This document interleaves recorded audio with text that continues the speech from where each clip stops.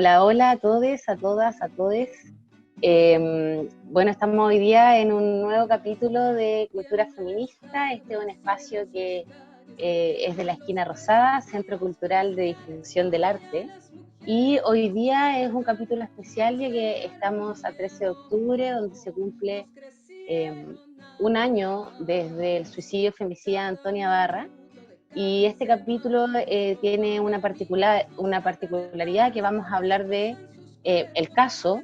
Vamos a hablar con una abogada y una psicóloga que nos van a un poco orientar y explicar los procesos de la situación de Antonia, el caso que fue Antonia. El papá de Antonia Barra, Alejandro Barra, desde su gestión propia elaboró un proyecto de ley que se llama Ley Justicia para Antonia, y esta ley apunta a que todas tengamos justicia, y apunta a puntos específicos de la ley y del sistema, que hoy día Valentina nos va a hablar de eso. Valentina es estudiante de Derecho, es feminista y es además integrante del equipo de la Esquina Rosada. Hola Valentina, ¿cómo estás? Hola Paloma, ¿bien y tú? Muy bien. Qué Oye bueno. Valentina, bueno, con Valentina ya nos dimos el tiempo de leer un poco la ley y, y dentro de esta ley hay unos puntos súper interesantes que me gustaría que Valentina nos pudiera decir algo más, nos pudiera ayudar a informarnos respecto al tema, y uno de esos tiene que ver con la necesidad de la formación en la Academia Judicial con perspectiva de género. Y la idea es que tú nos cuentes un poco de tu visión como feminista, como estudiante de Derecho, qué significa esto y qué tan importante puede ser que la Academia Judicial tenga formación con perspectiva de género.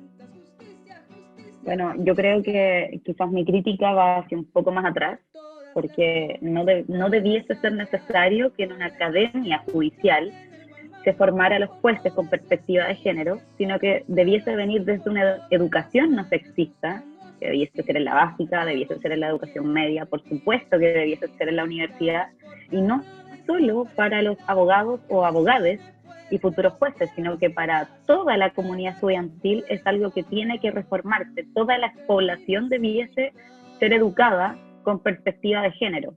Y específicamente en el caso de los estudiantes de Derecho y de los jueces, obviamente que hay una deficiencia tremenda en lo que es y lo que implica tener perspectiva de género. O sea, los jueces son las personas llamadas a aplicar la justicia.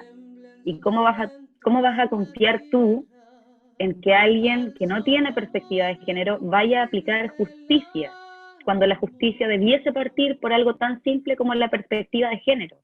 O sea, es terrible que en el caso de Antonia Barra, que fue el más reciente y el que hoy día conmemoramos un año desde su lamentable suicidio, el juez de garantía, aun cuando habían 3 acusaciones más de delitos de abuso sexual fuera del de Antonia Barra, hay estimado que Martín Pradenas no era un peligro para la sociedad. O sea, cuando a ti un juez te cuestiona la peligrosidad de un sujeto, es porque claramente no hay una perspectiva de género. Se hizo mucho más evidente porque era un hombre quien estaba dictaminando esto. Entonces, desde la perspectiva masculina, es muy difícil entender por qué un sujeto que está acusado de acoso sexual y de violación no es un peligro para la sociedad, o sí es un peligro para la sociedad. Entonces también hubiese sido igual de peligroso si es que hubiese sido una mujer. Quizás la respuesta hubiese sido la misma, porque no hay una formación con perspectiva de género para impartir justicia. Entonces ahora estamos siempre nosotras las mujeres entregadas a esto. Ojalá que sea una mujer la que sea la jueza de garantía, ojalá que dentro del Tribunal de Juicio Oral en lo Penal haya por lo menos una mujer, porque eso como que nos hace sentir un poco más representadas y pensamos que puede haber una mejor perspectiva de género, cuando en realidad tampoco es 100% probable que eso pase, porque las mujeres que son jueces, si bien son mujeres, tampoco tienen una perspectiva de género que no se les ha inculcado. Vivimos en una sociedad en donde las mujeres también tienen muchas conductas machistas todavía. Entonces falta esta preparación a nivel judicial, a nivel universitaria, de la perspectiva de género, porque se nos olvida que es impartir justicia. Entonces claro, es una tremenda deficiencia. No, lo que pasa ahora es que uno apela a la empatía solamente de las claro, cosas. Claro. Claro. Y que no debería ser, uno debería apelar un poco a la... Ser. al criterio, porque eso es lo que falta, un criterio jurídico con perspectiva de género, cosa que Chile no tiene. Entonces estamos siempre entregados a la buena onda, a la empatía, ojalá que sea mujer, que sepa que es un peligro para las mujeres, como Claro. a eso es lo que se apela un poco. Y ya Oye, sabemos y que hay esto muchos que... jueces hombres, entonces también ahí Sí, pues, estamos un poco en desventaja. tenemos brecha ahí. Oye, y un poco viendo otro punto de la ley y súper relacionado con lo que estamos hablando, el delito sexual, hoy día existe una figura que se llama reparación del mal causado, ¿ya? Quizás tú nos puedes explicar un poco qué significa y por qué este proyecto de ley que está impulsando el padre Antonia pide que en los casos de delitos sexuales esto no se use. Claro, lo que pasa es que la reparación del mal causado se usa como un atenuante.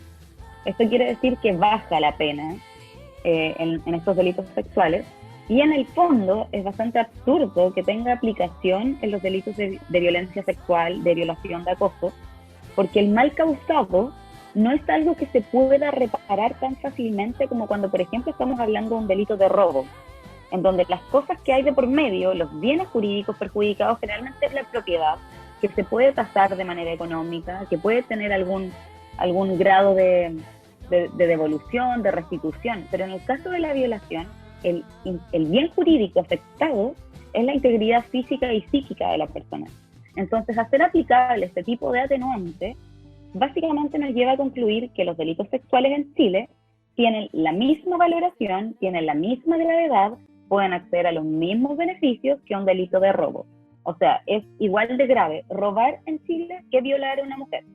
Entonces, en esa escala valórica, claramente está un poco distorsionada. O sea, no podemos hacer valer una atenuante como si se tratase de un delito de robo, porque el bien jurídico que fue afectado en una violación, que es primero la integridad física, porque la violación implica esa conducta abusiva por parte del violador, el daño psíquico, que es el más grave en el delito de violación, porque marca, y sobre todo dependiendo de la edad en donde fue la mujer violada o abusada, te deja un daño que es muchas veces irreparable. Y más allá todavía, o sea, hablaste con una psicóloga, profundizaron mucho más en el tema de los daños que genera a nivel psicológico y psiquiátrico, pero la salud en Chile tampoco te garantiza una correcta rehabilitación. Entonces realmente dejas a las mujeres en un estado completo de indefensión. Le das un tratamiento como si el delito fuese cualquier otro delito, tampoco tiene las posibilidades de rehabilitarse. O sea, la salud mental en Chile es nefasta. Entonces, si la persona no tiene para pagar un psicólogo, no tiene para pagar un psiquiatra, difícilmente va a poder reparar ese daño que es tan profundo. Entonces, es una situación sumamente compleja y en donde podemos ver que el Estado es muy deficiente porque no garantiza ni el acceso a la justicia, ni la seguridad dentro de un proceso penal, ni tampoco es capaz de garantizarte la rehabilitación que te genera un delito de esta clase. Entonces, Claro. es bastante fuerte. Es Sí. fuerte ver esto. Bueno, el proyecto también dentro de sus puntos menciona el tema del apoyo psicológico tanto a la víctima como a la familia, Claro. que es algo parece que todavía un Algo que privilegio. ahora no está, y por eso te digo que es como curioso ver que se tenga que pedir un proyecto de ley ahora, el 2020, para asegurar en los delitos de violación o delitos sexuales el acompañamiento de la víctima psicológica. O sea, para mí, mujer, es uno de los pilares de un proceso correcto ante estos delitos de violencia sexual, porque es lo que más te daña una violación y te puede dejar secuelas casi que de por vida si es que el tratamiento no es el adecuado, no es eficaz y eficiente en el tiempo. O sea, es realmente una primera necesidad en este tipo de delitos. Pero tampoco es tan extraño que pase, porque hay que recordar que la violación tiene el mismo tratamiento que el robo. Sí. Oye, Valentina, muchas gracias por tu tiempo, muchas gracias por orientarnos en este proyecto de ley que muchas desconocemos, todo este tema de las leyes, el tema de las leyes. Pero muchas gracias y espero, ojalá que esta información les sirva a las compañeras y a todas las mujeres que estamos, digamos, tratando de cambiar estas cosas que están pasando. Así que un besito, muchas gracias. Muchas gracias a ustedes por haberme invitado y espero que haya sido productivo. Bueno, entonces seguimos con esta conversación hoy día, en este día tan importante, 13 de octubre, donde estamos hablando del caso de Antonia Barra. Y para continuar, estamos con Juliana Costa. Juliana Costa es psicóloga clínica, tiene un espacio personal donde ella trabaja y ejerce que se llama Travesía Vital, con enfoque que además Juliana trabaja con un enfoque de género y por supuesto un enfoque feminista. Bienvenida, Juliana.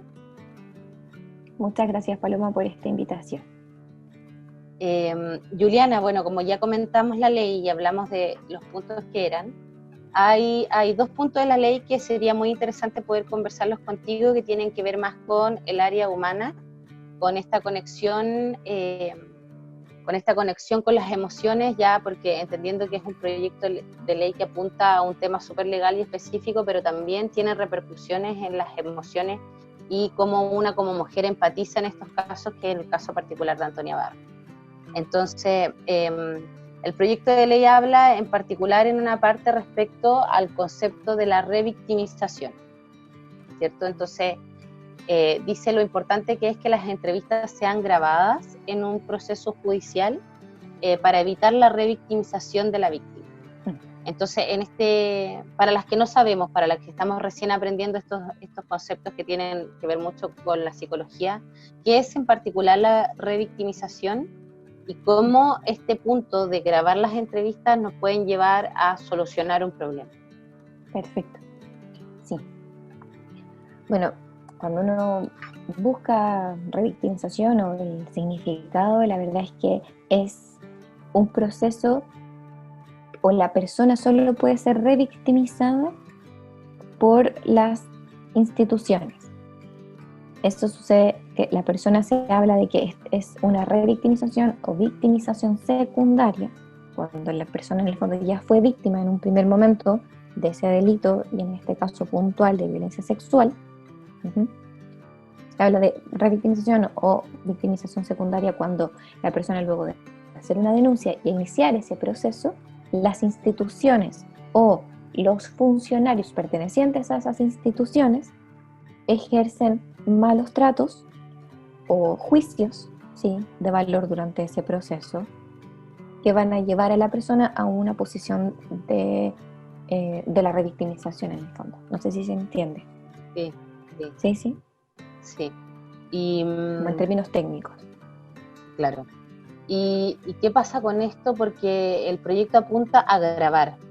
O sea, que tú de cierta forma como que cuentas tu episodio o tu sensación una sola vez y después no vuelves de cierta forma a...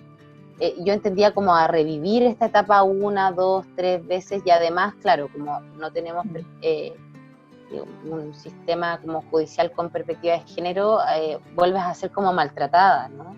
Claro. Sí, lo ideal sería que una vez que se haga la denuncia, luego te citan a declarar, y que es lo que sucede hoy día con los niños, las niñas y los adolescentes, es decir, con los menores que realizan este tipo de denuncia, es que son entrevistas videograbadas para efectivamente prevenir y evitar la revictimización. Es necesario poder disminuir lo que más podamos los efectos de esa experiencia en la vida de la persona. Y ahí cuando se cita a declarar a la chica, a la mujer, a la persona, idealmente que sea, claro, efectivamente con un profesional sensible a la temática y que solo recoja el relato, que no emita juicios ni comentarios que no haga juicios de valor un poco y consejo desde su propia perspectiva, sino que se remita a ponerle play a la grabación y puedan escuchar el relato completo. Porque como es tú un bien poco decías, lo que pasó que como tú bien, en el como caso bien de decías, Antonia. claro, y como tú bien decías, Paloma, también esto de revivir, efectivamente, la persona cada vez que lo cuenta va reviviendo ese episodio, va reviviendo esa experiencia. O también sucede que ahí empieza a operar los mecanismos de defensa propios que tenemos, de mecanismos de defensa psíquicos que tenemos las personas también para ir evitando el dolor, que un poco bloqueando ciertos momentos, intentando olvidar también, o no queriendo decirlo, porque al decirlo también opera ahí como el recuerdo, nos vamos automáticamente a la memoria, y eso es muy doloroso igual. La persona lo más probable es que no olvide, pero efectivamente llevarla nuevamente a ese episodio, a revivirlo, a reexperimentarlo, vamos en directa relación con una revictimización. Oye, y respecto a la parte de este proyecto también que habla de el uso de la información de la víctima, porque actualmente estamos viviendo en un país donde da la sensación que cada femicidio, cada muerte de una compañera genera una especie de audiencia, o no sé, como los medios de comunicación están usando estos casos para tener rating, entonces es como que está transformándose en otra cosa, ¿ya? Si bien nosotras las mujeres queremos visibilizar ciertos problemas que tenemos y que no sean cotidianos y que cada vida valga lo que en realidad vale, pero como que da la sensación de que los medios de comunicación se están pasando para el otro lado. Entonces, este proyecto también apunta a que los medios de comunicación no puedan exponer esta información. Y ¿cómo afecta, y esto te lo pregunto a ti desde tu área de la expertise, cómo afecta, qué tan público puede ser un caso y cómo eso puede afectar en este caso a la víctima o la persona que ha sufrido algún tipo de agresión sexual? ¿Hasta qué punto puede afectar que tu nombre esté en todas las pantallas, que tu caso sea tan público? Claro. Yo estoy de acuerdo contigo, Paloma, que es importante la visibilización de estos casos, porque si no, ¿cómo los hacemos conocidos y cómo presionamos también a las autoridades y a quienes debiesen legislar en esta temática? Volviendo un poco a los efectos de esa experiencia, la intención es aquí disminuirlos lo más posible. Yo no soy experta en el área legal, ¿sí? Solo puedo hablar desde el sufrimiento psicológico, afectivo y las enfermedades psiquiátricas o psicológicas que pudiesen derivar de esa experiencia. A mí me parece que debiésemos primero que todo proteger a la persona que sufre de ese delito, de ese vejamen, que es vulnerada en su intimidad, en lo profundo de su intimidad. Y también denunciémoslo, que los medios de comunicación lo visibilicen, y ahí habría que de repente tener un cuestionamiento súper crítico con respecto a lo que es noticia y qué cosas no son noticias. Cómo poder describirlo. Ahí yo no estoy de acuerdo con que se revele todo lo que sucede, porque eso va en desmedro no solo de la persona, sino de la familia completa. Y ahí hablamos de víctimas secundarias. Si bien la persona es la que sufre de esa situación, de esa experiencia, el contexto cercano también lo sufre. ¿Sí? No es solo la persona, sino que también sufren las amigas, los padres, las madres, las parejas, la familia nuclear, la familia extensa. Entonces sí, podemos hablar incluso de que hay una víctima o una sobreviviente. A mí me gusta mucho más hablar de sobreviviente también, pero efectivamente hay víctimas secundarias, que es toda la familia, y también la comunidad. Paloma, siento yo, en la consulta particular y en el contexto laboral me ha pasado mucho que hay chicas con mucho miedo luego de que estos casos salen a la luz. Miedo de lo que nos puede llegar a pasar solo por el hecho de ser mujeres. Eso es muy cierto. Es muy cierto, como ahora estamos mucho más conectadas, nos enteramos inmediatamente, todos los días hay el caso de una mujer que quizás pasó toda la vida. O sea, mi abuela me decía, toda la vida esto ha pasado, solo que no se sabía. Claro. No se hablaba, no se decía, no, la vecina se mató porque el vecino abusaba de ella, no, sí. Pero como no, tenía pena. Pero el miedo de ser Antonia, de ser Antonia y todas las que han pasado por ese momento.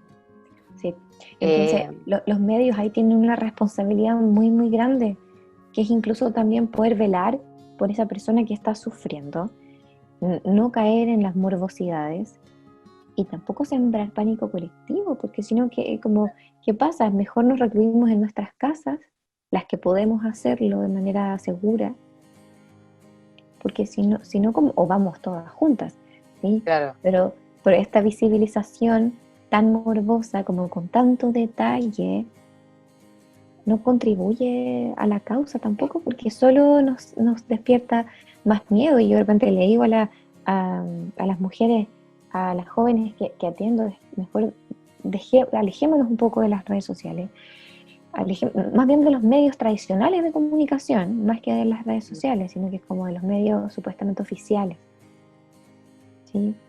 Y volviendo un poco a esto de la victimización y de la revictimización, la gente suele hacer muchos juicios. Y pensando en los efectos de esa experiencia, claro, hay efectos directos de la experiencia misma, pero también hay efectos en el ámbito psicológico por parte de las instituciones y por parte de las personas que rodean, si es que llegan a emitir ciertos comentarios. Entonces no son solo las instituciones las que pueden revictimizar, en estricto rigor, claro, es como lo que aparece en las definiciones, ¿sí? Pero si la persona no es lo suficientemente contenida luego de dichas experiencias, también puede haber un proceso de revictimización, incluso por parte del círculo más cercano. Cuando la comunidad, ya sea escolar, universitaria, familiar, no contiene, no acompaña, no apoya, no cree, relativiza, minimiza o niega, ya sea el hecho o los efectos, también podemos estar hablando de una revictimización. En términos psicológicos y en términos de la experiencia y los efectos a nivel psíquico, a nivel afectivo y emocional de la persona. Oye, qué interesante lo que nos cuenta y cómo posicionas la palabra comunidad. Porque en el fondo estás diciendo, oye, la comunidad igual se tiene que hacer cargo. Y como comunidad yo creo que estamos todavía un poquito atrás. Estamos un poquito atrás con el tema. Así que, bueno, Juliana, yo te agradezco mucho tu tiempo. Un placer escucharte, la calma que transmites y además la buena disposición para hablar un tema tan delicado como es en este caso el caso de Antonia, que si bien ha sido un caso súper mediático, hay una intención por parte detrás de la familia de Antonia que esto no quede solo aquí, sino que impulsan este proyecto de ley que sería muy interesante que funcionara, que fuera ley y que pudiese entregar cierta protección a las mujeres que están en este momento viviendo esa experiencia o que en el futuro pueden vivir la experiencia. Así que muchas gracias por tu tiempo. Gracias, Pablo, por la invitación y también abrazo a todas las terapeutas que trabajamos en esta línea. El caso de Antonia fue conversado por todas las mujeres con las que yo trabajo. No hubo ninguna que no lo mencionara, no hubo ninguna que no se pronunciara y no hubo ninguna que me relatara una experiencia abusiva en los contextos, ya sea de pareja o de amistades o saliendo con alguien. Entonces fueron semanas muy complejas durante el juicio, la verdad. Sí. Y bueno, y ahora estamos conmemorando el día, va a ser un día también difícil. Sí, y el eslogan que sale con Antonia es muy, muy, muy real, justicia para Antonia, pero justicia para todas.